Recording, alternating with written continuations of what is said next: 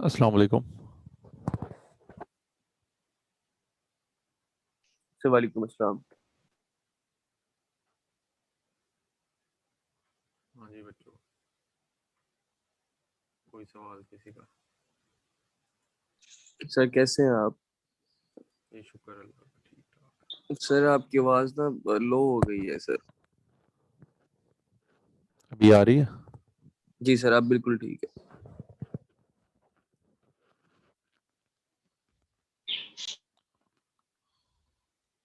Last class में हमने logistic regression को थ्योरेटिकली स्टडी कर लिया था। इसमें कोई सवाल किसी का अगर है तो आप पूछ लीजिए।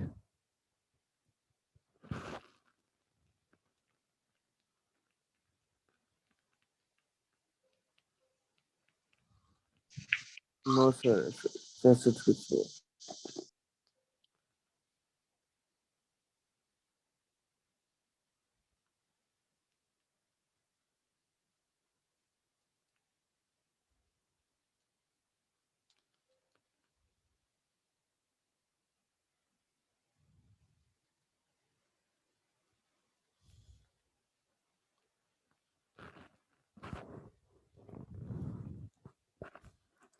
अच्छा, आज मैं ऑफिस से अभी डिलीवर कर रहा हूँ लेक्चर। इसमें आपको मैं इम्प्लीमेंटेशन कुछ एक्सप्लेन करता हूँ, लेकिन अभी ऑफिस के सिस्टम पे ना ये इन्वायरमेंट नहीं इंस्टॉल किया हुआ मैंने पाइथन का कोई भी।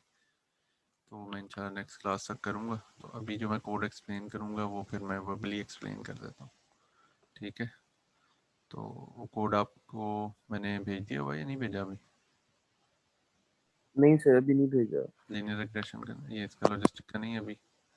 चलिए मैं कोड भी आपको भेज दूंगा आज के लेक्चर के बाद, ये आपने चला के देखना है। Let's wait for the students to join. अस्सलाम वालेकुम सर। वालेकुम अस्सलाम व रहमतुल्लाह।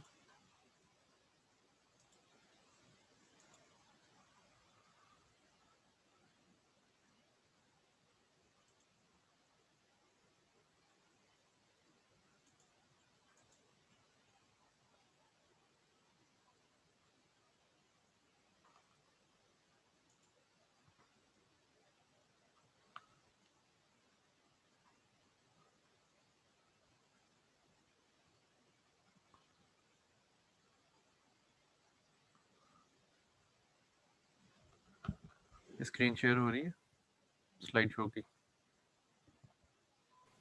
यस सर, शो हो रही है। Good, logistic regression sir, important MPS point show हो रहा है सर। ठीक है। तो ये लॉजिस्टिक रिग्रेशन का ये ग्राफ शो हो रहा है इस वक्त?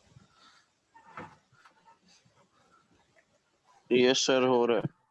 अच्छा, इसमें हमने ये सीखा था कि जब डाटा पॉइंट्स इस तरह से प्लॉट हो रही हो कि दो एक्सट्रीम्स पे कुछ डाटा पॉइंट्स हैं काफ़ी सारे, और दरमियान में कुछ एक ट्रेंड सा है, तो इस तरह का जब डाटा का हमारा से डिस्ट्रीब्यूशन होगी तो इस डिस्ट्रीब्यूशन को जो बेस्ट कैप्चर कर सकती है वो लॉजिस्टिक रिग्रेशन कर सकती है। लॉजिस्टिक रिग्रेशन भी एक रिग्रेशन लाइन ही होती है जो कि हम इस तरह के डाटा को कैप्चर करने के लिए ड्रॉ करते हैं। तो अगेन इसमें भी हमने फिर इसको फिर हम क्या कर लेते हैं कि ये लाइन एक्चुअली, अगर हम और थोड़ा पीछे जाएं तो इट्स लाइक दिस। अगर हम आम सिंपल लीनियर रिग्रेशन अप्लाई करेंगे तो लाइन इस तरह की होगी। इस लाइन को फिर हम मोल्ड करने की कोशिश करते हैं और कुछ इस तरह ऐसी लाइन लगाते हैं जो कि प्रोबेबिलिटी के ऊपर मैप हो जाए और 0 और 1 की प्रोबेबिलिटीज़ में उसे कन्वर्ट कर दे। इसकी सारी ये अंडरलाइंग थ्योरी और मैथमेटिक्स, कुछ बेसिक्स है mathematics with the help of sigmoid function, ये हमने लास्ट क्लास में कर लिया था। तो अब आज की क्लास में हम इसकी इम्प्लीमेंटेशन देखते हैं कि इस चीज़ को इम्प्लीमेंट कैसे किया जा सकता है पाइथन में। तो ये एग्जांपल डाटा सेट है।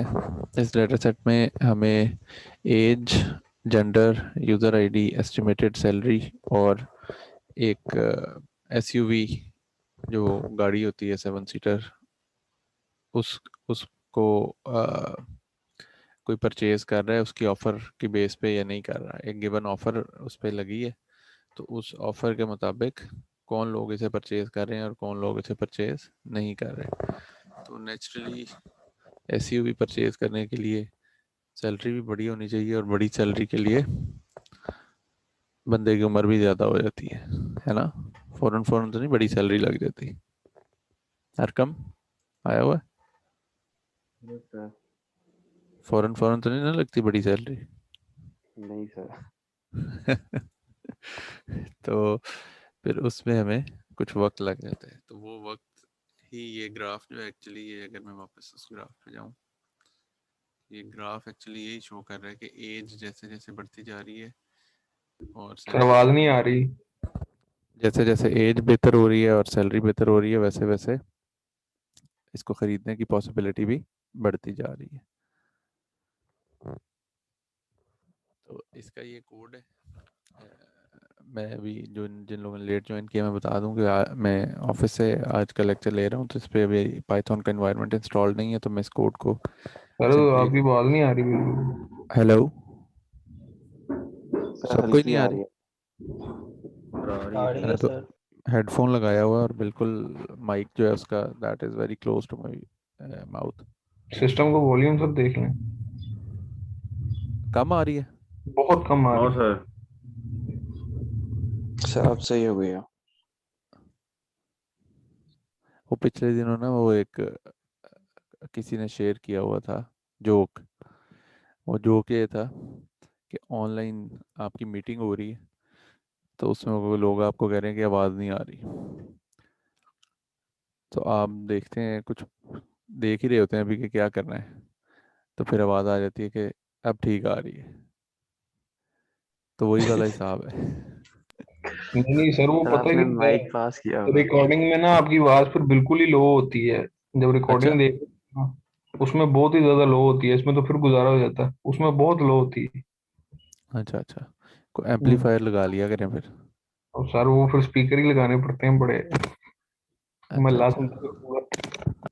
सो वीएलसी में वॉल्यूम 200 पे चला जाता है, वो यूज करिए अगर। हाँ, अच्छा अभी आ रही है सही? अभी सही जी आवाज़ आ सर। रही है? Okay good. तो ये हम लाइब्रेरीज इंपोर्ट कर रहे हैं, वही हमारी कन्वेंशनल 3 लाइब्रेरीज। इस फाइल का नाम जो अभी हम देख रहे थे, जिसमें डाटा दिया हुआ था एज और सैलरी और बाकी सारी चीज़ें, और परचेज कर रहा है कोई या नहीं कर रहा, उस फाइल का नाम क्या है? Social network ads dot C S V. ये फाइल हमने इंपोर्ट कर ली। अच्छा वापस जाएं तो इस फाइल के अंदर कितने कॉलम्स हैं? 1 2 3 4 5, 5 कॉलम्स हैं। ठीक है, तो इन 5 कॉलम्स में से हमने चूज़ करने हैं कि हमने किन कॉलम्स को डिसीजन मेकिंग पैरामीटर के तौर पे इस्तेमाल करना है। तो आईडी का तो कोई सेंस नहीं बनता। आईडी तो एक इरेलेवेंट सी चीज़ है कि यूज़फुल इंफॉर्मेशन डिसीजन मेकिंग के लिए देने के पॉइंट ऑफ व्यू से। Gender can be one possible say factor, age is another factor, and estimated salary, that is yet another factor। तो ये 3 possible factors हैं जिनको कि हम ऑन बोर्ड कर सकते हैं इस डिसीजन मेकिंग प्रोसेस में। और इनका फॉर एग्जांपल फीमेल ये है और इसने परचेज किया है अच्छी सैलरी पे, और इसी तरह ये मेल है और इसने काफ़ी कम सैलरी पे भी हिम्मत कर ली है इस फीमेल की निस्बत, है ना। तो फीमेल की बहुत ज़्यादा सैलरी है तो उसने परचेज किया, अदरवाइज उसने नहीं किया। फॉर एग्जांपल ये फीमेल है और इसका 80,000 है, and she still did not opt for this offer. 150,000 पे this female has opted for it, और ये जो है 25,000 पे ही मेल जो है उन्होंने परचेज करना शुरू कर दिया। So gender is a good factor to say make a decision about it. इसी तरह ऑब्वियसली एस्टिमेटेड सैलरी और एज, ये दोनों भी मैटर करते हैं। 0 और 1 का मतलब है कि वो परचेज करना है या नहीं। वंस अगेन कॉलम्स को गिने, अगर 1 2 3 4 एंड 5, 5 कॉलम्स आर देयर। सो इस एग्जांपल में हमने क्या किया है? ऑल रोज, इसका मतलब क्या होता है? हम पहले भी पढ़ा हुआ है, ऑल रोज। और ये हम कॉलम्स की दफ़ा हमने क्या कहा है? 2 और 3। सर इसने जेंडर नहीं लिया। जेंडर नहीं लिया, ठीक है। ले लें तो मेरे ख्याल में बेहतर बात हो जाएगी। तो 1 3 कर देते तो ज़्यादा शायद और बेहतर हो जाए हमारा रिज़ल्ट। एनीवे ये तो एक छोटी सी चीज़ है जो कि आप खुद भी कर सकते हैं। यहाँ पे 1 लिखेंगे तो वो सब सही हो जाएगा। और अब जिस तरह कन्वेंशनली हमने ये डिसाइड किया हुआ है कि हमारा जो डाटा है फाइल के अंदर वो इस तरह का होगा कि लास्ट कॉलम जो है वो हमारा प्रिडिक्शन वाला कॉलम होगा। तो लास्ट कॉलम जो है वो यहाँ पे 0 और 1 वाला वो वाई के अंदर आ गया। तो ये एक्स और वाई में हमने इसको डिवाइड कर लिया अपने प्रीवियस नॉर्म्स के मुताबिक। अच्छा, अब ये है कि हमने इस x को और y को ट्रेन और टेस्ट में स्प्लिट करना है। तो उसके लिए x ट्रेन, x टेस्ट और y ट्रेन, y टेस्ट, ये 4 चीज़ें हमने बनानी होती हैं। तो उसके लिए अगेन ये हमारा जो टेम्पलेट का कोड है वो एज इट इज़ इस्तेमाल हो रहा है। तो इस x और y को ट्रेन टेस्ट स्प्लिट में हम रैंडम सैम्पलिंग के थ्रू डिस्ट्रीब्यूट कर रहे हैं। और इस टेस्ट साइज का क्या मतलब है, 0.25 का क्या मतलब है? 25%. यस। तो इसमें इस फाइल के अंदर 100 रिकॉर्ड्स हैं। तो उसमें से 25 रिकॉर्ड्स जो हैं वो रैंडमली चूज़ होके वो टेस्ट साइट पे चले जाएंगे। और क्योंकि ये इसने 2 हिस्सों में स्प्लिट होना है तो हम टेस्ट साइज का हिस्सा दे देते हैं। तो टेस्ट साइज 25% है, दैट इफेक्टिवली मीन्स 75% हमारा ट्रेनिंग सेट है। तो ये ट्रेन टेस्ट स्प्लिट में ये इस तरह से एक्स ट्रेन एक्स टेस्ट और वाई ट्रेन वाई टेस्ट में 75 और 25% ट्रेनिंग में और टेस्टिंग में रिस्पेक्टिवली वो डिवाइड हो जाएगा। नेक्स्ट थिंग इज के अगर वापस जाके इसे देखें तो एज, ये 2 कॉलम्स हमने लिए हैं, एज और एस्टिमेटेड सैलरी। तो इन कॉलम्स के अंदर से अगर हम देखें तो एज छोटे छोटे नंबर्स हैं और सैलरी थाउजेंड्स और इवन हंड्रेड्स ऑफ थाउजेंड्स में हमें नज़र आ रही है। जबकि एज जो है वो समवेयर बिटवीन 20 एंड से 60 हमें नज़र आ रही है। तो इस कॉन्टेक्स्ट में ये age is a very small number और estimated salary is a comparatively very large number. तो जब इस तरह हमारा डाटा की सिचुएशन होती है तो हम क्या करते हैं, स्केलिंग करते हैं। तो स्केलिंग करने से क्या हो जाता है कि से -1 और 1 के दरमियान या 0 और 1 के दरमियान जिस तरह की भी स्केलिंग हम चाहते हैं उस तरह की कर लेते हैं। तो हमारा डाटा पॉइंट्स सारे कॉलम्स इंडिविजुअली स्केल डाउन होके एक रेंज में आ जाते हैं, या समटाइम्स अगर फ्रैक्शनल वैल्यूज हों तो स्केल अप होके एक गिवन रेंज में वैल्यूज आ जाती हैं, which is again a good practice in the sense कि कोई भी ओवरवेलमिंग एट्रीब्यूट ना बन सके। तो that's what we are doing here कि स्टैंडर्ड स्केलर को इंपोर्ट किया है और उसका एक ऑब्जेक्ट बनाया है और एक्स ट्रेन और एक्स टेस्ट दोनों को हमने क्या कर दिया, स्केल कर दिया, राइट। उसके बाद नेक्स्ट पार्ट, ये अगेन ये वाली चीज़ जो है स्केलिंग की, इसके बारे में हमने काफ़ी सारी चीज़ें पढ़ी हैं इम्प्लीमेंटेशन के पॉइंट ऑफ व्यू से। हमने इसके डिफरेंट वेरिएंट्स देखे हैं। एक तो ये है कि आप स्केलिंग एक्सप्लिसिटली करते हैं। पहली बात यह है कि डाटा को देख के ये डिसीजन किया जाता है। अगर डाटा से उसी तरह दोनों की रेंजेस मोरलेस सेम है और जो एट्रीब्यूट्स आपने चूज़ किए हैं इस केस में उनकी रेंजेस सेम नहीं है तो फिर हमें स्केलिंग कर लेनी चाहिए। पहला डिसीजन पॉइंट ये है। जनरली रेंज सेम नहीं होती, बहुत ही रेयर है कि कॉलम्स की रेंजेस सेम हो। तो हम स्केलिंग उस सूरत में करते हैं। जब हम स्केलिंग करते हैं तो फिर अगली चीज़ क्या आ जाती है हमारे पास कि स्केलिंग समटाइम्स, दूसरा जो इम्पोर्टेंट पॉइंट है कंसिडरेशन के लिए वो ये है कि समटाइम्स स्केलिंग जो है वो मॉडल्स में ऑलरेडी बिल्ट इन होती है। ठीक है, तो कुछ मॉडल्स जैसे लीनियर रिग्रेशन के अंदर स्केलिंग ऑलरेडी एम्बेडेड थी, तो उसमें हमें एज सच उसकी स्केलिंग एक्सप्लिसिटली हम नहीं भी करेंगे तो वो मॉडल जब डाटा उठाएगा ट्रेन टेस्ट स्प्लिट के बाद तो वो उसको खुद ब खुद पहले स्केल करेगा और उसके बाद फिर मॉडल की इम्प्लीमेंटेशन उस पर करेगा।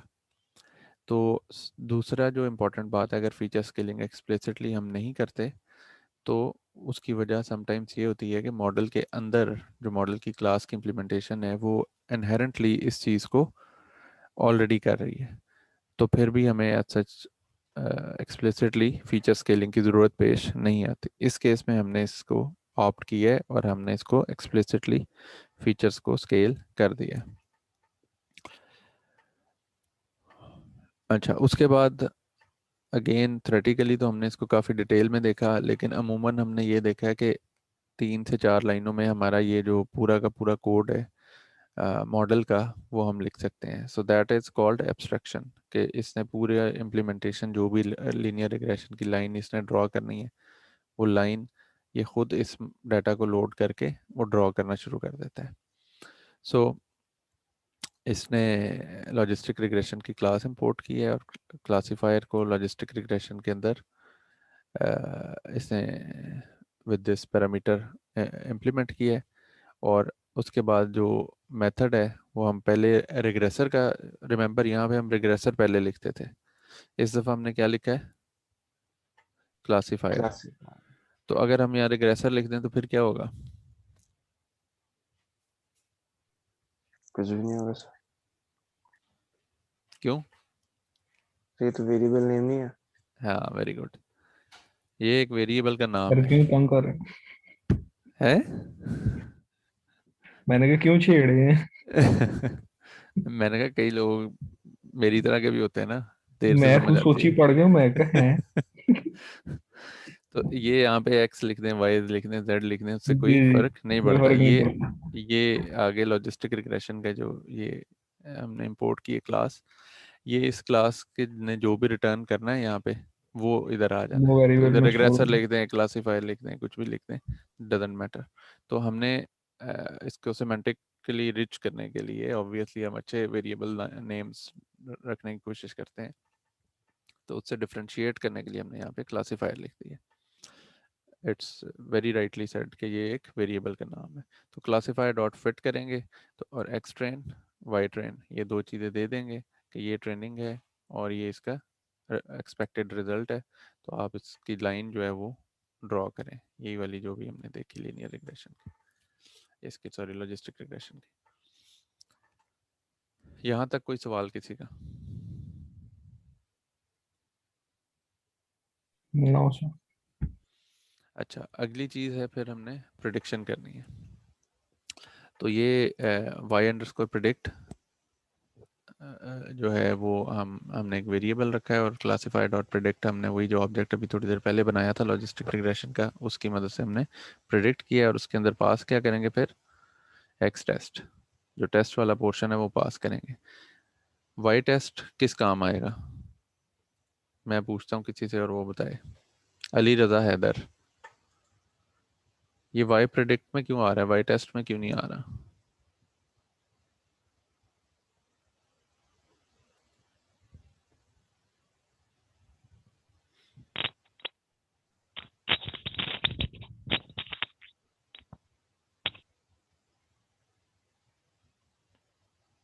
समझ आई कि अली रज़ा हैदर ने माइक ऑन करके ऑफ किया, किसी को कुछ समझ भी आई है? हेलो सर, आवाज आ रही नो है? सर। जी जी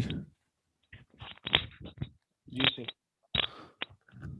यार, ये बड़ी परेशान कुन बात है। सवाल, अच्छा 90% केसेस में ये होता है, किसी बच्चे से सवाल पूछे ना, पर्टिकुलरली ऑनलाइन क्लासेस में, सवाल मैंने कर दिया, सवाल करके मैंने एक स्टूडेंट का नाम लिया है कि अली रज़ा हैदर बताएं, तो अली रज़ा हैदर माइक ऑन करके पहली बात क्या करेंगे, कहेंगे हाँ जी सर। हाँ जी तो कैसी है जो करना है, आप बताएं, अब जवाब बताएं। सर ये अभी सर समझ नहीं लगी थी तो ये फैजान वाई सईद, टेस्ट चलें फैजान सईद से पूछते हैं, जी जी बताएं जी। सर, वाई प्रिडिक्ट वाला ही। हाँ, सर वो एक्स टेक्स्ट की वैल्यू प्रिडिक्ट करेगा ना। तो वाई टेस्ट का क्या करें? वाई टेस्ट की जगह हमने वाई प्रिडिक्ट में उसको स्टोर करवा दिया ना तो वाई टेस्ट को वेरिएबल। क्यों, वाई टेस्ट का क्या काम है पूरी दुनिया में? सर वाई टेस्ट ही नीचे यूज हो रहा है ना कंफ्यूजन मैट्रिक्स में, तो इधर इधर क्या वाई काम है इसका? प्रेडिक्ट के साथ। इसका क्या मतलब है? वाई टेस्ट में क्या वैल्यूज आ रही हैं और वाई प्रेडिक्ट में क्या वैल्यूज आ रही हैं? वाई प्रेडिक्ट के अंदर एक्स टेस्ट की वैल्यूज आ रही है ना, क्लासिफाई होके, जो टेस्ट के रिजल्ट्स हैं, हम्म। प्रिडिक्टेड जो वैल्यू है। यार ये सारे इस चीज़ को अंडरस्टैंड करें। ये अगर ये इंतहाई मुझसे ज़्यादा बुनियादी बात है और हम बहुत ज़्यादा दफ़ा डिस्कस कर चुके हैं। ये जो वर्टिकल स्प्लिट है इसका नाम क्या है? एक्स और वाई। और ये क्या है? ट्रेनिंग। और ये क्या है? टेस्ट। जो अभी हमने बात की, हमने क्या किया था इसमें अली रज़ा हैदर, हमने कितने परसेंट ट्रेनिंग डाटा लिया था और कितना परसेंट टेस्ट डाटा लिया था?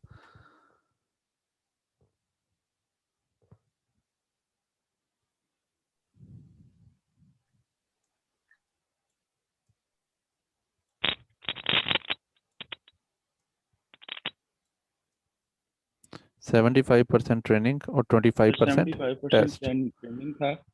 जी। हेलो जी ठीक हो गया, बिल्कुल ठीक, वेरी गुड। सर, आवाज आ रही है? जी आ रही है।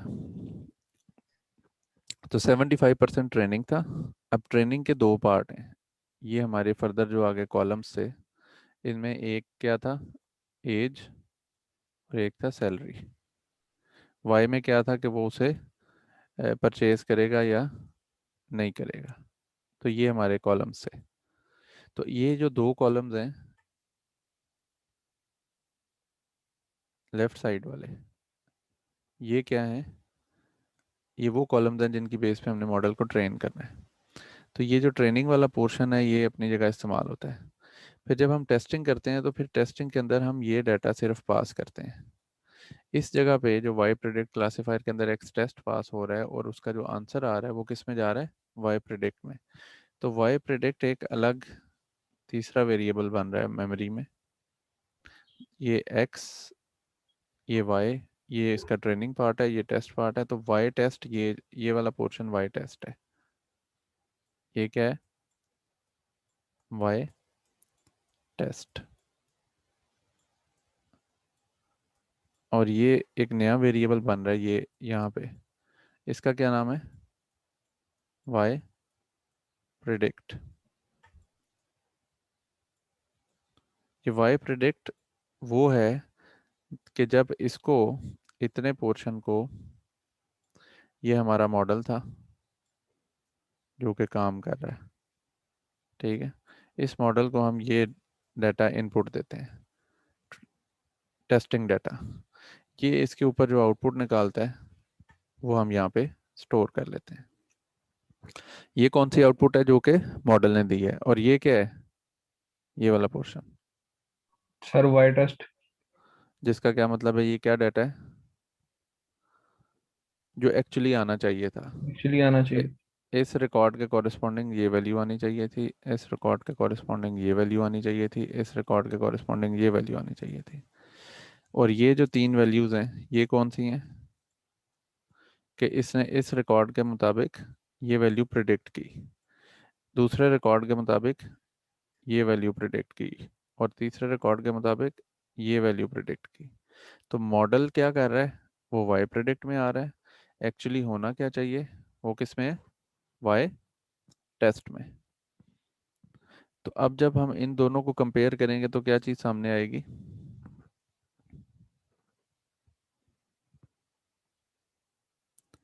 ये वाई टेस्ट में क्या पड़ा हुआ है? एक्चुअल आउटपुट जो आनी चाहिए, एक्चुअल या expected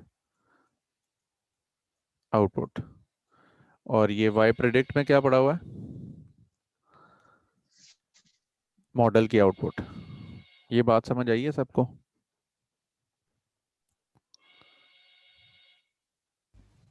hello hello. Yes sir. Yes sir, आ गई आ गई। इसका मतलब है इन दोनों को कंपेयर कर लेना तो हमारे मॉडल की कितना वो बेहतर काम कर रहा है ये बात हमें समझ आ जाएगी।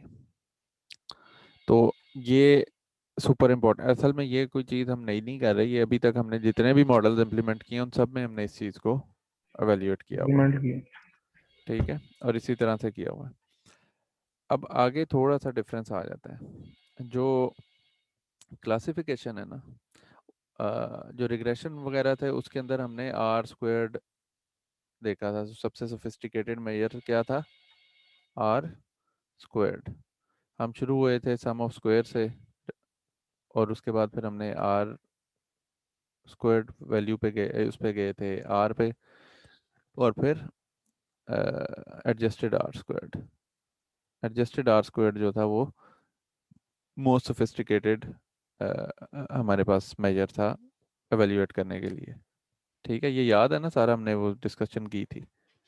लेकिन जब हम यस क्लासिफिकेशन में आते हैं तो क्लासिफिकेशन में कोई हम वैल्यूज की फॉर्म में नहीं से देख रहे। ये दो क्लासेस हैं, either he is going to purchase और he is not going to purchase, right. तो अगर वैल्यू आ रही है 0.94, तो 0.94 को हम क्या कर देते हैं, we took it there and we map it to 1, that effectively means कि he is going to purchase it।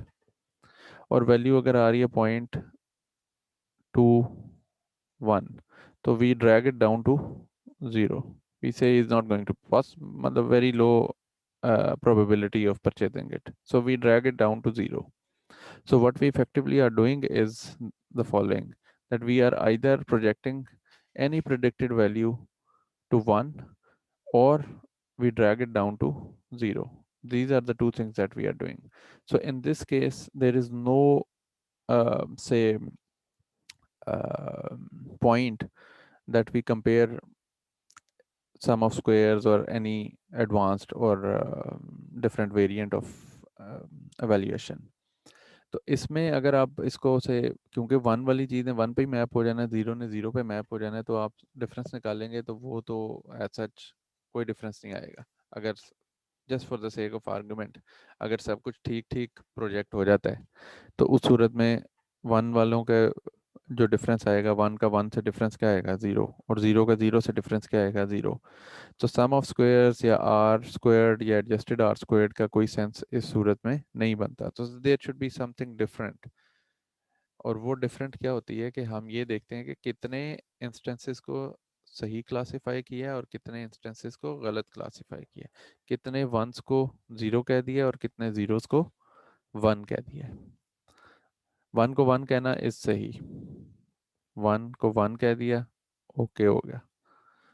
Zero को ज़ीरो कह दिया, ये भी क्या हो गया, ओके हो गया। वन को ज़ीरो कह दिया तो क्या हुआ, गलत।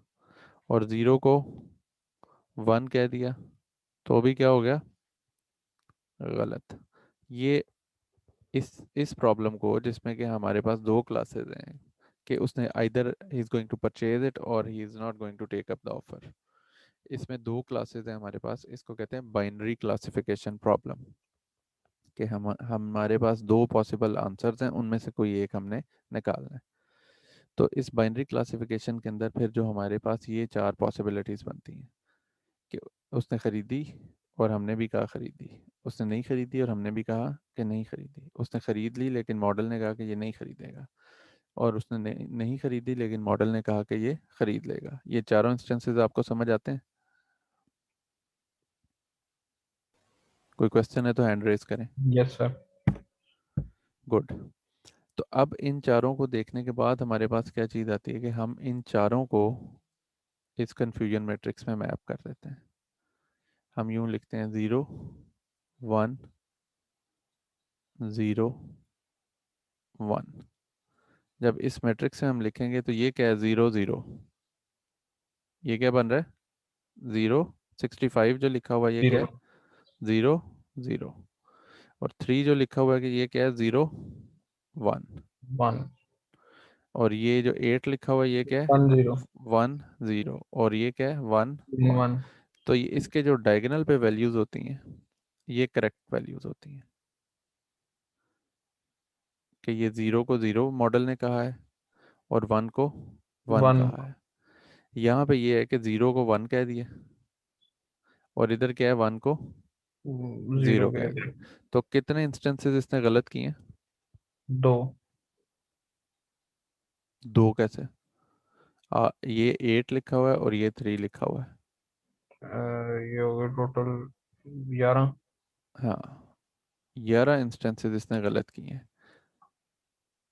इन वंस को इसने 0 कहना शुरू कर दिया है और इन जीरोस को इसने 1 कहना शुरू कर दिया। तो ये 8 और 3, 11 इंस्टेंसेस इसने गलत किए हैं। और सही कितने किए हैं?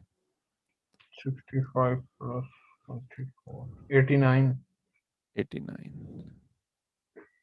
ठीक है, इसने 89 को ठीक प्रिडिक्ट किया है और 11 को गलत प्रिडिक्ट किया है। ठीक हो गया। तो ये कन्फ्यूजन मैट्रिक्स हमें एक्चुअली ये बता रहा होता है कि कौन सी क्लास के कितने इंस्टेंसेस सही हो गए हैं और कितने दूसरी वाली क्लास में चले गए हैं। समझ में आ गई ये बात कि ये यस 68 इंस्टेंसेस थे नो वाले और उनमें से 3 जो हैं वो यस में इसने प्रिडिक्ट कर दिए अनफॉर्चुनेटली मॉडल ने। और यस वाले 32 इंस्टेंसेस थे, उनको 24 को तो उसने ठीक कर दिया लेकिन 8 को उसने नो वाले खाते में डाल दिया कि ये ऑप्ट नहीं करेंगे based on its own calculations, right.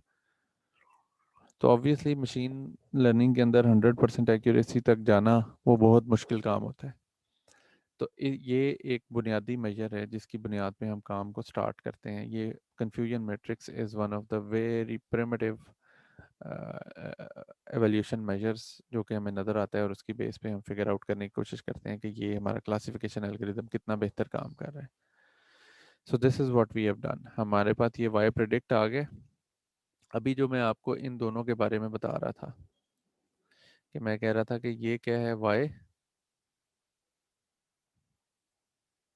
Test, ये बाय वाई टेस्ट है और ये वाई प्रिडिक्टेड है। प्रेडिक्ट ये प्रिडिक्टेड कौन सा है? जो मॉडल ने आउटपुट दी है। और वाई टेस्ट क्या है? जो एक्चुअली होनी चाहिए थी। इन एक्चुअली होना दोनों को चाहिए। कंपेयर करके हम ये कन्फ्यूजन मैट्रिक्स डिटरमिन कर रहे हैं। सादे अल्फाज में क्या है कि अगर मैं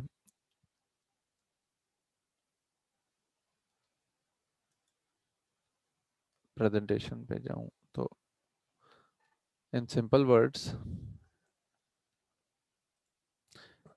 यहाँ पे मैं एक और कॉलम बना देता हूँ। ये है वाई टेस्ट से for the sake of simplicity. और जो एफ कॉलम है इसको मैं क्या कह दूंगा? Y predict. तो हर एक इंस्टेंस के कॉरेस्पॉन्डिंग वाई प्रिडिक्ट में भी एक वैल्यू पड़ी होगी। से मैं कहता हूँ 0 0 0 0। यहाँ पे इस मेल की सैलरी ज़्यादा है तो मॉडल क्या कहेगा? ये ख़रीद लेगा। ठीक है, लेकिन ये है अभी छोटा है, इसने अभी हिम्मत नहीं पड़ी इसकी ख़रीदने की। ठीक है, इसको भी 0। इस फीमेल को से वो कह देता है कि ये इसकी तनख्वाह ठीक है, ये परचेज कर लेगी, लेकिन इसने नहीं की। यहाँ पे मॉडल कह देता है 1 कि ये भी ख़रीद लेगी। 0 0। तो इस तरह से ये जीरोज और वंस के खातों में ये चलता रहेगा। तो जहाँ जहाँ ये कॉन्फ्लिक्ट आ रहा है वहाँ वहाँ ये गलत हो जाएगा। इधर कॉन्फ्लिक्ट आ रहा है, इधर कॉन्फ्लिक्ट आ रहा है। तो बेसिकली ये इन चीज़ों को देख रहा होता है। तो किसी वन के केस में जिस तरह ये 47 ईयर्स एज है, 25,000 सैलरी है, तो ये कहेगा नहीं यार ये नहीं खरीदेगा, लेकिन इससे खरीद ली है। ठीक है, तो ये इस तरह से पूरा एक कॉलम वाई प्रेडिक्ट का बन जाता है। इन दोनों को कंपेयर करके हम क्या करते हैं? अपना कन्फ्यूजन मैट्रिक्स जो है वो सारे का सारा ड्रॉ करते हैं। तो ये कन्फ्यूजन मैट्रिक्स की जो आउटपुट आपकी कंसोल पे शो होगी वो इस तरह से शो होगी। समझ में आ गई ये बात? तो अब आपने कन्फ्यूजन यस सर। मैट्रिक्स को क्या चीज़ देनी है? वाई प्रेडिक्ट उसे चाहिए और वाई टेस्ट चाहिए। तो वाई टेस्ट और वाई प्रेडिक्ट की बेसिस पे वो कन्फ्यूजन मैट्रिक्स खुद ही आपको बना के दे देगा। वो कन्फ्यूजन मैट्रिक्स आपने क्या किया, इस फंक्शन को, और यहाँ पे ये जो इम्पोर्ट हो रहा है ये फंक्शन हो रहा है। कैसे पता लगा ये फंक्शन है?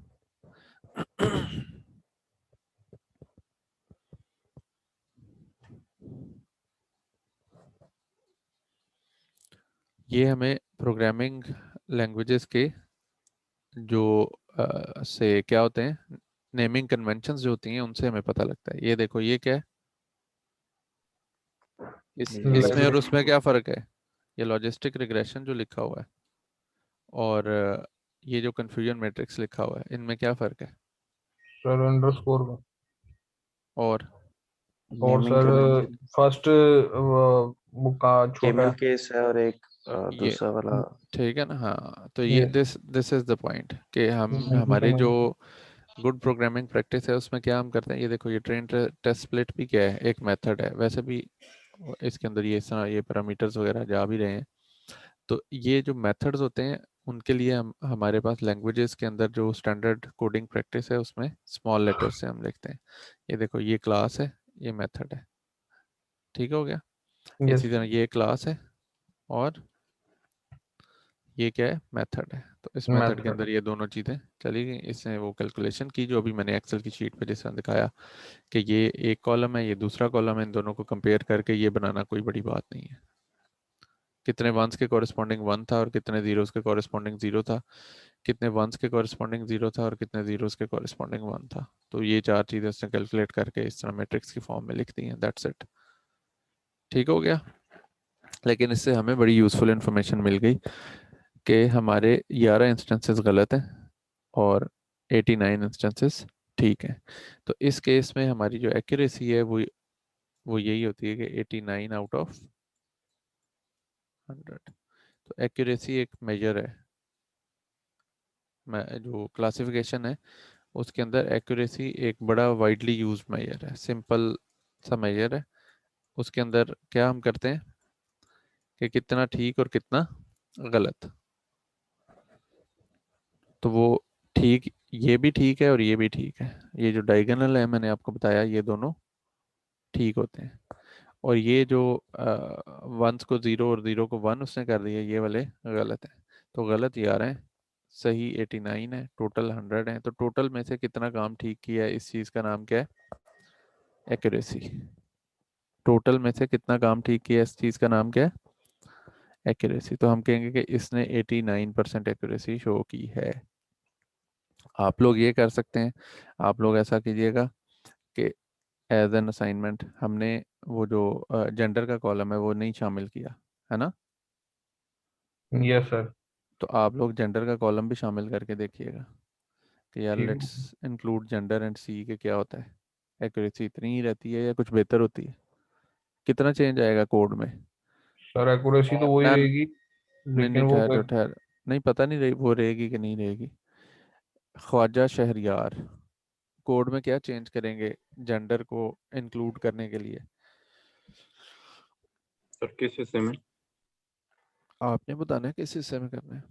नो सर, जेंडर की बात कर रहा हूँ, किस एरिया में ऐड करना है? जेंडर को मॉडल टाउन के एरिया में।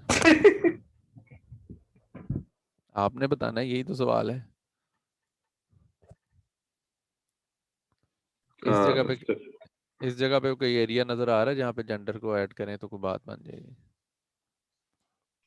सर टेस्ट में हम कर सकते हैं ऐड, अगर हमने कोई प्रिडिक्शन बनानी। टेस्ट में जेंडर जो है वो हमारा, अगर इस डाटा को देखें तो इसका अगर मैं ट्रेन टेस्ट स्प्लिट पे इसको लेके जाऊं तो जेंडर जो है वो ट्रेनिंग वाले पार्ट का हिस्सा बनेगा या टेस्टिंग वाले पार्ट का या दोनों का। सर रैंडमाइज ही रहेगा अगर टेस्ट और ट्रेन का, कि कौन से किस हिस्से में अच्छा, जाता है। कौन से एट्रीब्यूट्स जो हैं वो हमारे एक्स में जाएंगे और कौन से वाई? एक्स और वाई की लाइन अगर मैं ड्रॉ करने की तरफ जाऊं तो कहाँ पे लाइन ड्रॉ करूं? एक्स और वाई की इस तरह भी मैंने किया था ना, ये वाला ठहरे, इस तरह से हमने ये बनाया था,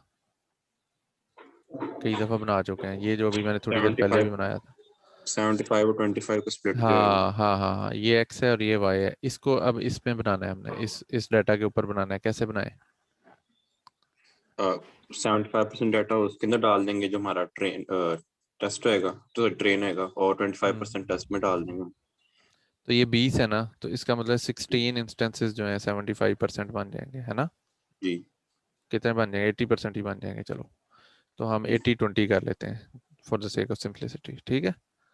हम्म। तो तो उसमें क्या करें फिर? ये लाइन में किधर लगाऊं, ये वाली लाइन किधर लगाऊं? ये जो, ये तो मुझे पता लग गया कि ये इधर लग गई ये लाइन।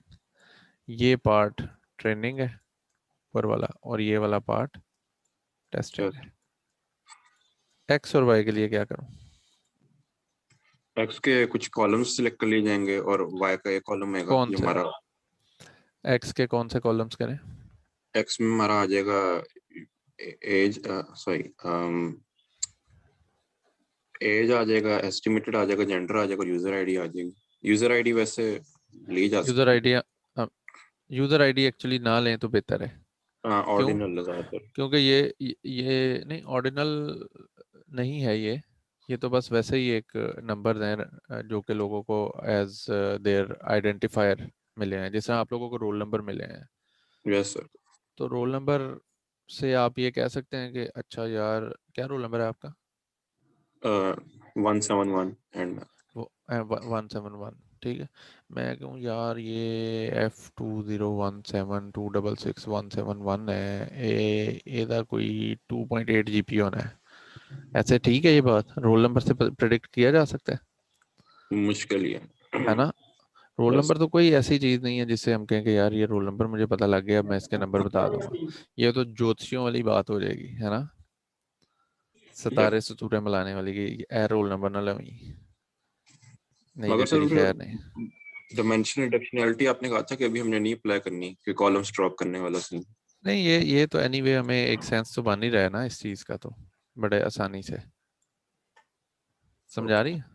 यस मतलब sir. This is pretty evident. I mean ये उस नोयत की चीज है कि सब जगह 1 1 1 1 1 1 1 लिखा हो। तो I mean do we need dimensional reduction theory to drop this column, or we can simply drop it? Normally भी ड्रॉप कर सकते हैं। ठीक है ना? it is hard to think कि इसको include किस लिए करें। इसको वैसे ही नजर आ जाना चाहिए कि it's not making any ऐसे डिस्क्रिशन कि कहाँ पे क्या इस 0 और 1 के कॉरेस्पॉन्डिंग ये तो कोई डिफरेंस लेके ही नहीं आ रहा जिसके बुनियाद पे हम कहें कि यार ये बड़ा यूजफुल हो जाएगा डिसीजन मेकिंग में। So it is not helpful in decision making at all.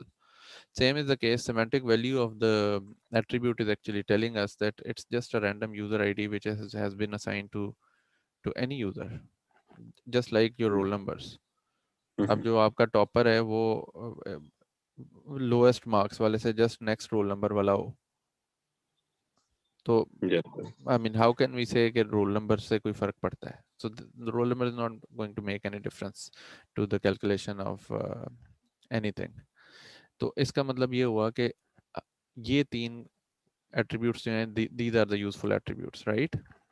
Yep. So we had a horizontal split like this, in which we said okay, 80% data is for the training part and 20% data is for the testing part. The next thing was okay, how to split it vertically? So vertically we already know that this last column conventionally is the one which carries the final output. So that's we simply do कि इधर से हम vertically से fragment कर देंगे, and after that this is the portion to consider कि इसमें से कौन से attributes को हमने on board करना है, प्रेडिक्टर को देना है कि यार आप इन एट्रीब्यूट्स की बेस पे प्रिडिक्ट करो, बात बन जाएगी। तो अभी हमने ये दो दिए हैं, ठीक है। तो ये तीसरा भी हम कह रहे हैं कि यार ये भी आप प्रेडिक्टर को दे दें। अब ये बात समझ आ गई सारी? Yes sir. ये कौन सा पोर्शन है? इसको हम क्या कहेंगे? Y train. Y train, excellent. और ये एक्स ट्रेन। एक्स ट्रेन, ये एक्स टेस्ट। और ये Y test. Very good, perfect हो गया ना? तो इसका मतलब ये है कि हमने ये जो एक्स में ये सारा कुछ लोड हो जाता है, इतना पोर्शन, वाई में ये सारा कुछ लोड हो जाता है। फिर हम ट्रेन टेस्ट स्प्लिट जब करते हैं उस वक्त वो ये वाली चीज कर देता है कि ये ऊपर वाला हिस्सा जो है वो ट्रेनिंग पार्ट में चला जाए और नीचे वाला हिस्सा किस में चला जाए? टेस्टिंग में। ठीक है, तो वो फिर चार हिस्से बन जाते हैं उसके, X train, Y train, X test, Y test. समझ आ गई? अब ये जो जेंडर का कॉलम है ये किस जगह पे है? एक्स। एक्स में, ठीक है। तो अब हम वापस आते हैं अपने कोड की तरफ। तो अब आप मुझे बताएं कि इस सारी जगह पे कहाँ पे चेंज करें कि वो बात बन जाए जो हम करना चाह रहे हैं। ये मेरा सवाल था कि मैं ये चाह रहा हूँ कि अभी से next अभी सिर्फ और सिर्फ ऐड क्या हुआ था, एज और age or estimated estimated salary. मैं इसमें जेंडर भी ऐड करना चाहता हूँ। आई वेयर शुड लॉग आई के मेक अंदर दिस? आई आई लॉग के अंदर लॉग जो 2 और 3 जो डाले उसके अंदर हम 1 कर देंगे, 1 से लेकर 3 तक 1 3 सारे कर कॉलम दें। को पिक कर लें। ठीक हो गया, परफेक्ट हो गया। So this is the only change that I need to make in my code. Perfect, excellent. समझ आ गई सबको कि मैं पहले कॉलम नंबर 2 और 3 लेके चल रहा था, अब मैंने 1 को भी साथ लेके चलना है, तो यहाँ पे मैं 1 को भी इनकॉर्पोरेट कर लेता हूँ। 0th कॉलम को अभी भी मैं कंसिडर नहीं कर रहा। What was in the 0th column? 0th column में रोल नंबर था जो हमने ड्रॉप कर दिया। बिल्कुल, रोल नंबर कह दें या एम्प्लॉय कोड थे, we have dropped that. So that's what we wanted and we have done it. तो जब इसको हमने कर लिया तो उसके बाद जब इसने ट्रेन टेस्ट स्प्लिट में करना है तो that's not our, it is not going to bother us at all. वो खुद ही जो भी हमने यहाँ पे कॉलम सेलेक्ट किए हैं उनके मुताबिक ट्रेन टेस्ट स्प्लिटिंग में वो भी वही कॉलम्स को भी कर देगा। उसके बाद जब आप स्केलिंग कर रहे हैं तो उस वक्त भी हमें कोई परेशानी नहीं है कि स्केलिंग में भी हम एक्स ट्रेन दे रहे हैं, ठीक है, और एक्स टेस्ट दे रहे हैं, वो खुद ब खुद उसको स्केल करता रहेगा। अगेन ये हमारा प्रॉब्लम नहीं है। समझ आ गई इस बात की? वाई को Yes, क्यों sir. नहीं हम स्केल कर रहे? सर 0 और एक्स को 1 है वो है ही 0 1, उसको स्केल करने की ज़रूरत नहीं है। और हमारे जो एक्स जो प्रिडिक्टर है अगेन, उसने भी जो मर्जी वो फ्रैक्शनल वैल्यूज़ वो निकालेगा या डेसिमल पॉइंट वैल्यूज़ निकालेगा, उसको उसने 0 या 1 के ऊपर मैप ही करना है। तो इसलिए वाई के पॉइंट ऑफ व्यू से हमें कोई भी स्केलिंग करने की ज़रूरत नहीं पेश आ रही। अब सारी बातें समझ आ रही हैं? Yes, yes sir. सर। कोई कंसर्न तो नहीं है किसी का? अच्छा, इसकी इवैल्यूएशन को अब हमने स्टार्ट किया। इसमें पहली चीज़ कन्फ्यूजन मैट्रिक्स थी और दूसरी चीज़ एक्यूरेसी थी। एक्यूरेसी की भी समझ आ गई? यस इसी सर। में true positive, true negative, false positive और फॉल्स नेगेटिव, 4 चीज़ें एक्चुअली होती हैं। ट्रू पॉजिटिव क्या चीज़ होती है?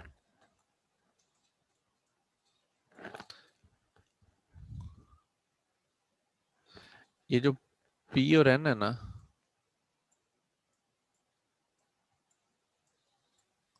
ये प्रिडिक्टर के साथ है।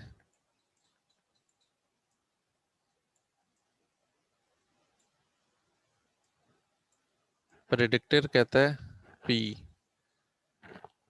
और प्रिडिक्टर कहता है N। तो इसका मतलब ये है कि जब वो 1 कह रहा है कि ये खरीद लेगा तो से वो इसे पॉजिटिव कह रहा है, और जब प्रिडिक्टर समझता है ये नहीं खरीदेगा तो उस वक्त ये क्या कह रहा है? 0।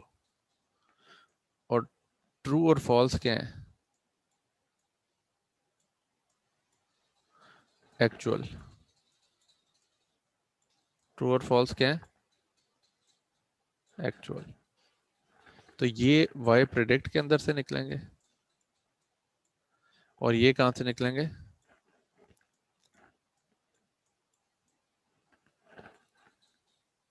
वाई टेस्ट के अंदर से। ट्रू का मतलब है कि जो ये कह रहा है ना ये सही है, और फॉल्स का मतलब है कि जो ये कह रहा है, जो भी प्रिडिक्टर कह रहा है वो गलत है। तो ट्रू का क्या मतलब है? Predictor is correct, is true. और फॉल्स का क्या मतलब है? प्रिडिक्टर इज रॉन्ग या फॉल्स।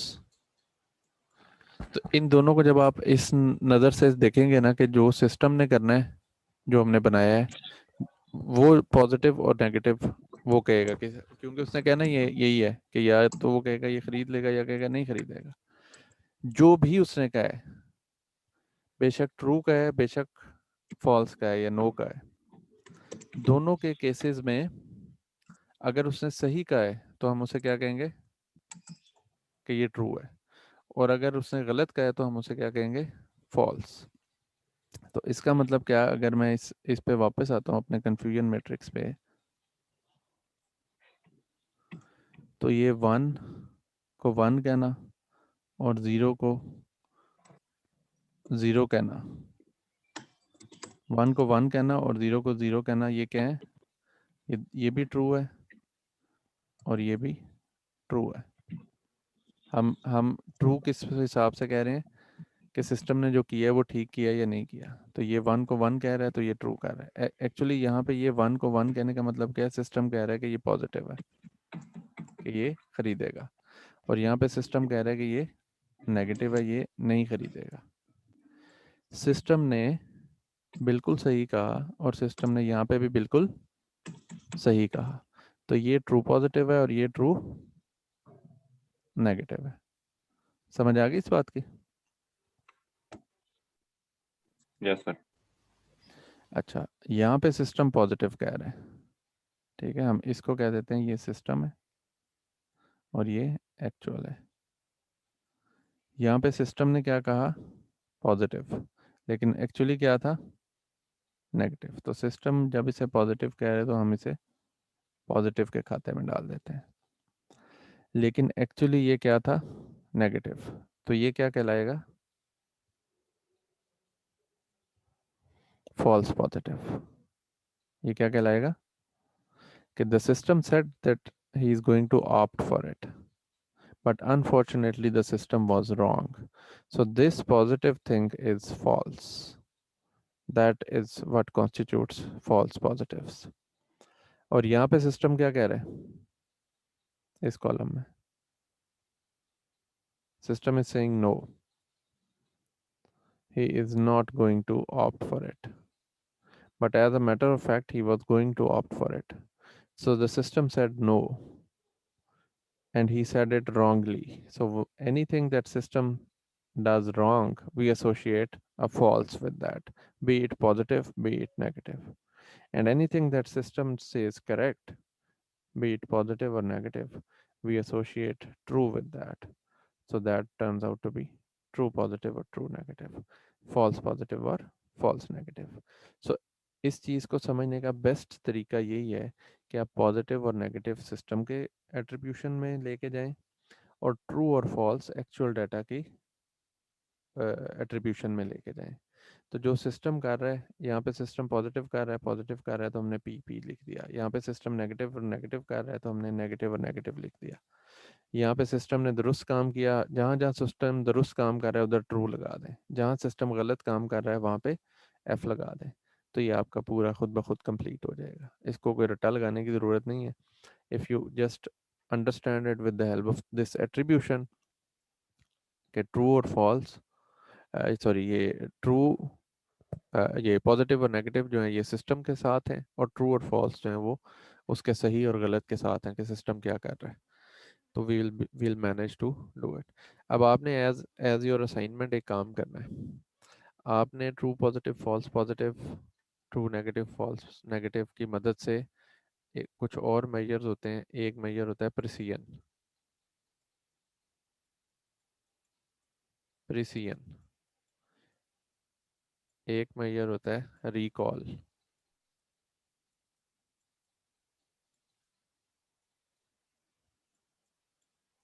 एक होता है एफ मेजर,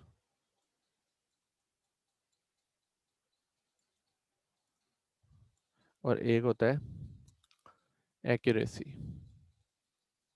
एक्यूरेसी अभी आपने देखी भी, अब आप इसको और ज़्यादा इन इन चारों की टर्म्स में आपने आइडेंटिफाई करना है। ये जो चार चीज़ें हैं ना, ये जो टीपी एफपी और टीएन एफएन है, ये एबीसी है। ये क्या चीज़ है, ये एबीसी है, अल्फ़ाबेट्स हैं एवेल्यूएशन के। इस ये क्या चीज़ है, ये इस पे देखें इसको और इसको मैप करें। ये जो चार बॉक्सेस मैंने बनाए हैं ना, ये एक्चुअली यही हैं। ये क्या है, 65 ट्रू पॉजिटिव, ट्रू पॉजिटिव, और ये 3 क्या है, फॉल्स नेगेटिव, और 8 क्या है फॉल्स पॉजिटिव, और 24 क्या है, ट्रू नेगेटिव। ठीक है। तो ये अगेन डिपेंड करता है कि आप सिस्टम को इधर रख रहे हैं या उसको प्रिडिक्शन को इधर रख किधर किसको रख रहे हैं, उसकी बेस पे ये वैल्यूज चेंज भी हो सकती हैं। ऐसा भी तो हम कर सकते हैं ना कि सिस्टम की आउटकम, इसको सिस्टम की आउटकम कहना शुरू कर दें और इसको एक्चुअल कहना शुरू कर दें, तो उस हिसाब से ये थोड़ा सा वो शफल हो जाएगा, लेकिन बात वही रहेगी, ठीक है। तो खैर, ये आपके जो ये वाले कंसर्न्ड कॉर्नर्स हैं, ये इस तरीके से मैप होते हैं और इन्हीं की बुनियाद पे प्रिसीजन, रिकॉल, एफ मेजर और एक्यूरेसी डिटरमिन होती है। आपने ये फार्मूलाज ढूंढने हैं और उन फार्मूलाज को अंडरस्टैंड करना है और ये भी देखना है कि ये इधर एक्चुअल है या प्रिडिक्टेड है और इधर एक्चुअल है या प्रिडिक्टेड है। जो डाटा है उसके हिसाब से आपने देखना है और फिर उसकी मदद से आपने प्रिसीजन, रिकॉल, एफ मेजर और एक्यूरेसी इनको डिटरमिन करना है, ट्रू पॉजिटिव और फॉल्स पॉजिटिव वगैरह की टर्म्स में। ये आपका होमवर्क है। और दूसरा, मैं आपको ये कोड भेज दूंगा, इस कोड को आपने इम्प्लीमेंट करना है। अच्छा, ये आखिरी पोर्शन जो कोड का है, यहाँ तक हमारा काम खत्म हो गया। इसके बाद हम we are done with whatever we were doing.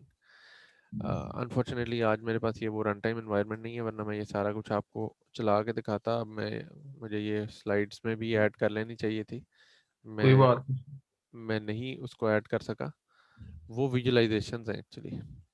वो विजुलाइजेशंस कुछ इस तरह की हैं कि ये जो हमारा डाटा है, ये सारा इस तरह ना एक इसका एक कलर्ड प्लॉट बनता है, ठीक है। ये कलर मैप बन जाता है। इस कलर मैप के अंदर फिर इस टाइप की लाइन लगती है एक, इस टाइप की एक्चुअली, हाँ इसी टाइप की, यूं यूं एक लाइन लग जाती है, स्ट्रेट लाइन, ये वाली, ये जो दूसरी लगा रहा हूँ। और ये एक्चुअली दो हिस्सों में डिवाइड करता है इसको से। ये वो वाले सारे इंस्टेंसेस हैं जो नहीं परचेज करेंगे,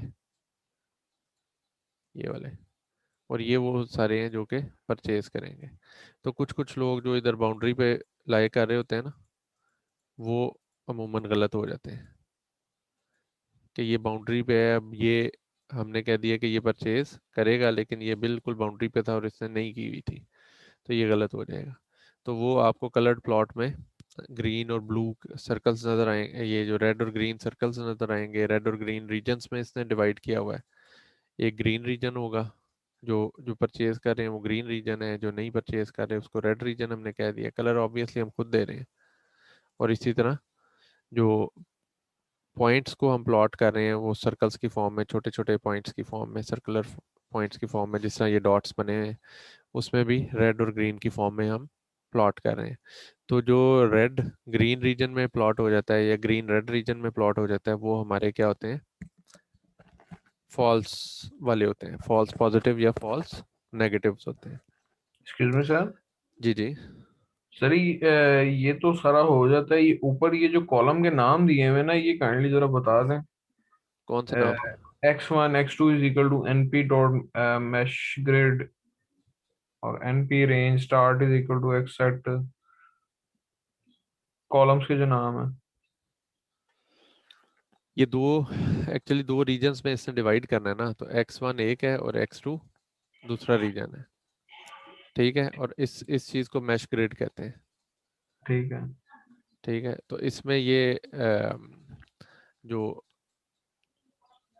ये x के अंदर से मिनिमम वैल्यू और फिर -1 कर रहा है, और फिर x सेट के अंदर से ही जो मैक्सिमम वैल्यू है वो +1 कर रहा है। ये जो हम ग्राफ नहीं बनाते, हम ये ग्राफ पेपर पे हम ग्राफ प्लॉट करते हैं, याद है? तो वो इस तरह से बड़े ग्रिड्स ठीक बने है होते हैं सर। और उनके अंदर छोटे छोटे ग्रिड्स बने छोटे होते हैं। छोटे वीडियो बना। तो हम अमूमन क्या कर रहे होते हैं ग्राफ बनाते वक्त हम कहते हैं कि यार x की वैल्यू कहाँ से कहाँ तक जा रही है। मिनिमम वैल्यू x की है जी 10 और मैक्सिमम वैल्यू है 90। तो ये जो मिनिमम वैल्यू, हमारी कोशिश ये होती है कि ग्राफ थोड़ा सा इधर से शुरू हो, ना कि वो पहली वैल्यू ही उठा करके मिनिमम वाली लगे, ठीक है। और इसी तरह y के कॉरेस्पॉन्डिंग भी हम मैक्सिमम वैल्यू भी फाइंड करते हैं और मिनिमम वैल्यू भी फाइंड करते हैं, और मिनिमम वैल्यू से थोड़ा सा पीछे आके ग्राफ स्टार्ट करते हैं। ऐसा करते हैं ना, वरना हमारी ये जो मिनिमम और मैक्सिमम वैल्यू है वो Yes. इधर ओरिजिन पे पॉइंट होना शुरू हो जाएगी, विच इज एक्चुअली रॉन्ग। ठीक है, अच्छा नहीं लगता उस तरह से ग्राफ के, हमें वो ये लगे कि ये कंटिन्यूड आ रहा है पीछे से।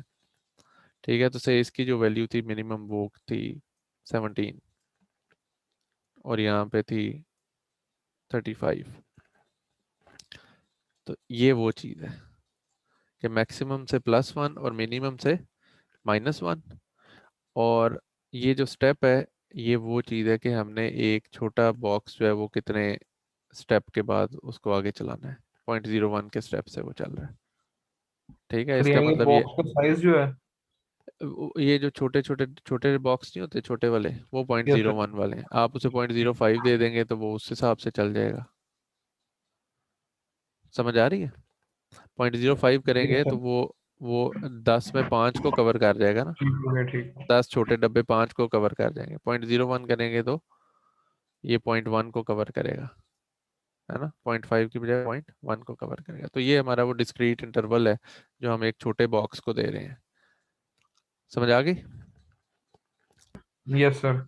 तो ये इस तरह की चीज़ें इसके अंदर दी हुई हैं, ये आप इसको देख लीजिएगा। तो एनीवे ये भी चीज़ जो है ये भी हमारे वो ये x1 और x2 दो रीजन्स में हमने और सर डिवाइड ये करना है। प्लॉट स्कैटर भी बता दीजिएगा जरा। क्या वाई, चीज़? सर ये Y set is equal to j, 0, ये PLT डॉट स्कैटर से लाइन नंबर 67 पे। अच्छा, ये 67। Yes sir. हाँ, तो ये बस इसको प्लॉट करने के लिए जो ऊपर हमने सारी सेटिंग की है वो सारी सेटिंग जो है ये उसको दे रहे हैं प्लॉट करने के लिए। ये स्कैटर प्लॉट जो है उसको, जो हमारे पास ये सारे डाटा एलिमेंट्स है ना, ये एक लूप लगा रहा है, लूप लगा रहा है इन दोनों के ऊपर। ठीक है, और इन दोनों के ऊपर लूप लगाने के बाद वो कह रहा है कि जो भी हमारे पास ये जो वैल्यूज़ आ रही हैं उनको उनके कॉरिस्पॉन्डिंग रेड या ग्रीन के हिसाब से प्लॉट कर दो। इसका इस सारी चीज़ का ना ये आई और जे का एक लूप लगा रहा है वाई सेट के ऊपर। ठीक है, तो वाई सेट के अंदर से ये जो जो जिधर जिधर एक्चुअली प्लॉट हो रहा है उसके हिसाब से ये प्लॉटिंग करता जा रहा है जो हमारा प्रिडिक्टेड वैल्यूज़ हैं उनको। तो उसके बाद फिर ये टेस्ट सेट के ऊपर इसने बनाया हुआ है, इसी को आप ट्रेन सेट के ऊपर कर देंगे। ये जो इसने यहाँ पे ये काम किया ना, ये जो दो वेरिएबल्स इसने बनाए हैं, ये दो वेरिएबल्स ये इंपॉर्टेंट है। इसके अंदर आपने ना, आप for the sake of simplicity इस सारे कोड को एज इट इज़ यूज़ कर लीजिएगा।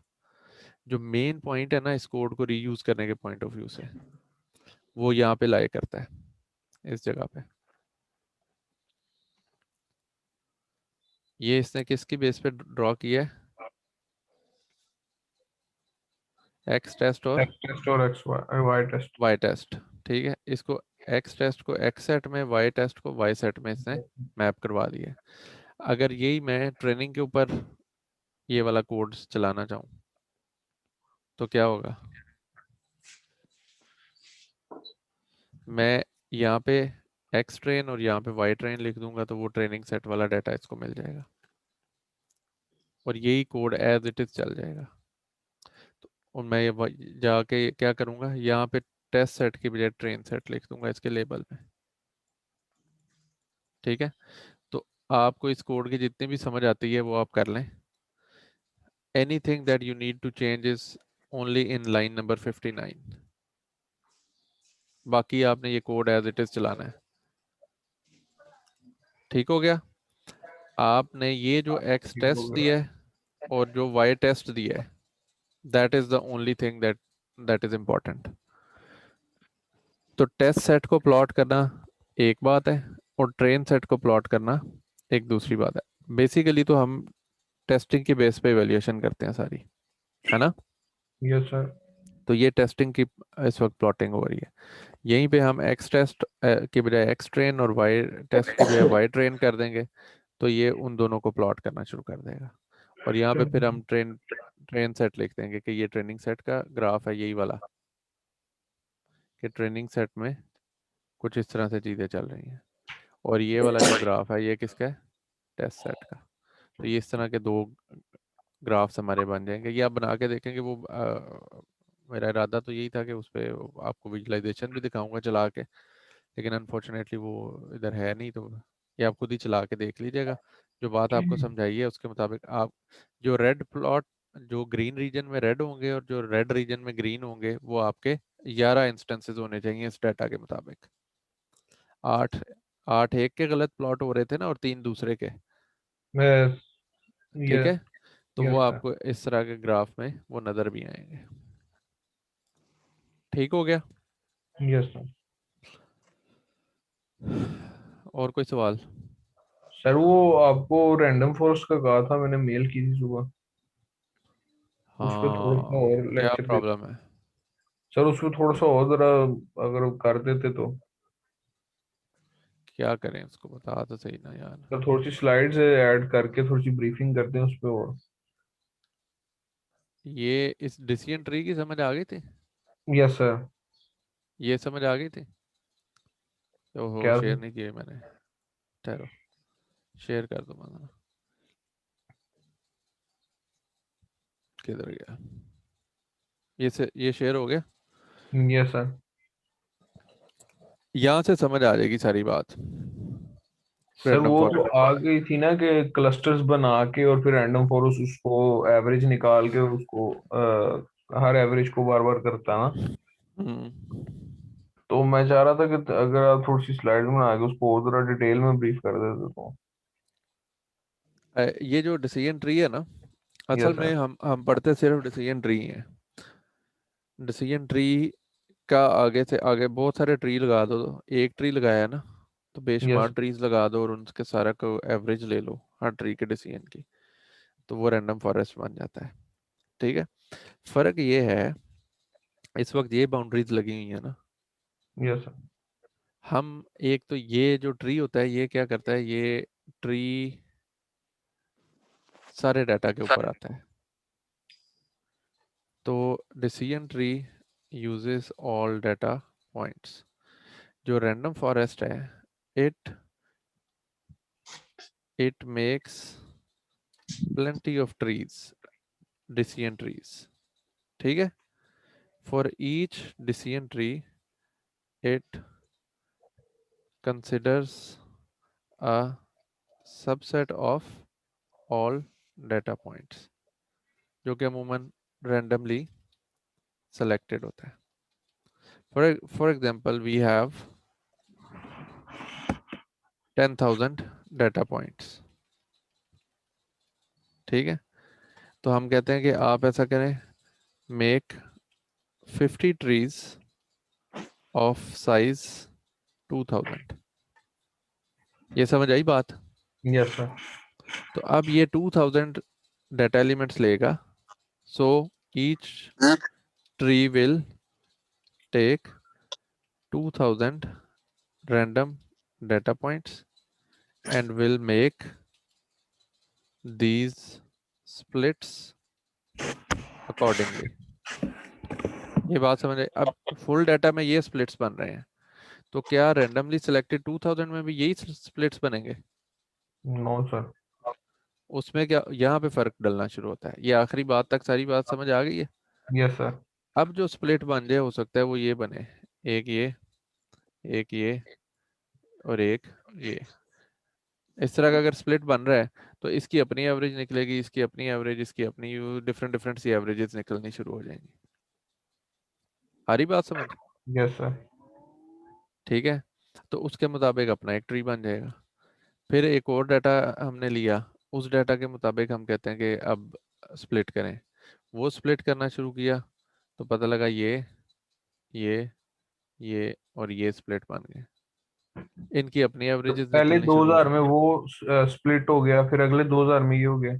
हाँ, अगले 2000 में ये वैल्यूज आनी शुरू हो गई, उससे अगले 2000 में और कुछ वैल्यूज आनी शुरू हो गई। तो वो जो सर सारे ट्रीज बनेंगे उन सारों की फिर हम इवेंचुअल एक एवरेज निकालते हैं। तो वो जो एवरेज होती है वो फिर रैंडम फॉरेस्ट उसकी बेस पे डिसीजन करता है। That is the difference between a decision tree and random forest. Sir मैं क्लास लीव कर दूं, अगली क्लास हो रही है। जी जी, अटेंडेंस ले लिया आपने? जी ले ली। Very good. ठीक है। अटेंडेंस हो गई ना? अटेंडेंस ये वो स्क्रीनशॉट की बेस पे वो ले लेता है अच्छा, अरकम। ये समझ आ गई सबको? Yes sir. तो फैजान ये इसके अंदर सारी बात है कि आपने करना यही काम ही है, लेकिन जब आप एक छोटे सबसेट के ऊपर देख के ये काम कर रहे हैं तो वो एक डिफरेंट वैल्यू प्रोजेक्ट करेगा, फुल डाटा सेट पे एक डिफरेंट वैल्यू प्रोजेक्ट करेगा, और हर दफ़ा जो आप डिफरेंट सैंपल लेंगे उससे वो डिफरेंट वैल्यूज़ लाएगा। जब उन सारों को एक्यूमुलेट करके आप पूरा एक एवरेज वाला सिस्टम तरतीब देंगे तो वो एवरेज वाला सिस्टम जो है वो ज़्यादा बेहतर प्रिडिक्टर साबित हो जाएगा बनिस्बत के इस पूरे डाटा वाले एक ही ट्री से। ये इसकी इंट्यूशन है। अच्छा, जो अगली बात है कि ये स्प्लिट्स कैसे किए जाते हैं, ये जब हम डिसीजन ट्री को एज अ क्लासीफायर पढ़ेंगे तो उसमें ये स्प्लिट्स सारे हम सीखेंगे कि ये स्प्लिट्स किस तरह से कैलकुलेशन इनकी कैसे होती है। सर उसमें फिर आप इसका कोड वगैरह भी सारा कराएंगे? कोड नहीं दिया आपको इसका? नो सर, डिसीजन ट्री का नहीं, वो रैंडम फॉरेस्ट का नहीं। अच्छा, ये अगर आपको से कोड नहीं भी दिया ना तो कोड में जाके आ जाके क्या होना है कोड में जी जी। ये जो हमारी 3 लाइनें होती हैं ना, ये वाली, यस सर। सिर्फ ये 3 लाइनें ही चेंज होनी है और कुछ भी नहीं होना। ये आपने ये देखना है कि यहाँ से कौन सी क्लास इंपोर्ट करनी है ठीक और हो उस गया। क्लास के ऊपर आपने ये फिट का ये मेथड अप्लाई करना है। सिर्फ आपने यहाँ से क्लास ही बदलनी है और कुछ भी नहीं करना। ठीक हो गया, क्योंकि ठीक है, बकाया सर में भी यही काम आप होता देख है लें, अभी जाके आप देख लें कि हमने क्या क्या किया हुआ है। इसलिए तो वो टेम्पलेट बेस्ड अप्रोच पे हम गए थे कि ये टेम्पलेट बना दें, यहाँ से सिर्फ वो कॉलम्स को चेंज करें, फाइल का नाम चेंज करें, कॉलम्स को चेंज करें, और उसके बाद यहाँ पे आके क्लासीफायर चेंज करें। जहाँ पे स्केलिंग करनी है वहाँ पे स्केलर को ऑन कर दें, जहाँ स्केलिंग नहीं करनी है तो स्केलर को ऑफ कर दें। ठीक हो तो गया। ये सिर्फ इतनी सी जगह चेंज होगी, बाकी तो वो उसने अंदर खाते क्या करना है वो तो हम थ्योरेटिकली समझ रहे थे कि क्या करना है। आपने कोई ये प्रोबेबिलिटियाँ कैलकुलेट की हैं अभी लॉजिस्टिक रिग्रेशन की कहीं पे पूरे कोड में? No sir. वो तो हमने अल्लाह का शुक्र अदा करके ये लॉजिस्टिक रिग्रेशन कैपिटल एल और कैपिटल आर वाला इंपोर्ट किया है और अल्हम्दुलिल्लाह क्लासीफायर लिख दिया रिग्रेसर की बजाय, अपनी तरफ से हमारा काम फनकारी हो लगाई गया। है, हमारा काम हो गया। तो ये तो बड़ा अल्लाह ने करम कर दिया है, दुआएं दें पाइथन वालों को, सारी दुनिया डाटा साइंटिस्ट बन गई है। ठीक है, तो yes. The important thing is again, I don't want to demean it कि ये अपनी जगह बहुत अच्छा काम है, लेकिन सबसे इम्पोर्टेंट बातें ये हैं जो कि हम थेरीज की डिस्कस करते हैं ताकि हमें पता हो कि कौन सा जो उसके बीच में हो गया। एल्गोरिदम है वो किस तरीके से काम कर रहा है। जब हम ये पता लग जाता है ना वो किस तरीके से काम कर रहा है, उसकी स्ट्रेंथ क्या है, उसकी वीकनेस क्या है, तो फिर हम अपने डाटा को देखते हुए डिसीजन मेकिंग हमें आसान हो जाती है कि इसके ऊपर किस टाइप का मैं क्लासीफायर या रिग्रेसर अप्लाई करूंगा तो मेरा अच्छा रिजल्ट आएगा, और इसकी प्री प्रोसेसिंग में मुझे क्या कुछ करना चाहिए, कौन सा डाटा मुझे ऑन बोर्ड करना चाहिए, किस डाटा को मैं निकाल दूं, वगैरह वगैरह। ये ठीक। इंपॉर्टेंट कंसिडरेशंस हैं। अब बिल्कुल। ये सारी बात वादे हो गई है, वो जो भी यस सर। कंसिडरेशन थे उसमें रैंडम फॉरेस्ट की बात समझ आ गई है ना? Yes sir. जो मैंने 3-4 चीज़ें लिखी हैं उससे उम्मीद है समझ आ गई होगी। Yes sir. ठीक है जी, with this let's conclude the lecture. Assignment आपको मिल गई है? क्या मिली असाइनमेंट? एक तो आपको लॉजिस्टिक कोड मिलेगा, उस कोड के ऊपर आपने अपना जेंडर डाटा को भी सेट खुला। इंक्लूड करके आपने कर लेना है और देखना है कि क्या फ़र्क पड़ता है। और दूसरा आपने ये ट्रू पॉजिटिव फॉल्स पॉजिटिव को अंडरस्टैंड करना है और उसकी मदद से मेजर्स को लिखना है। मैं अभी ईमेल में लिख भी देता हूँ आपको। ठीक हो गया। ठीक है, ओके जी, thank you very much. Next okay week sir. मिलते हैं अल्लाह इंशाल्लाह। अल्लाह दुआ में हाफिज़। अल्लाह पाक खैर रखे सबके लिए।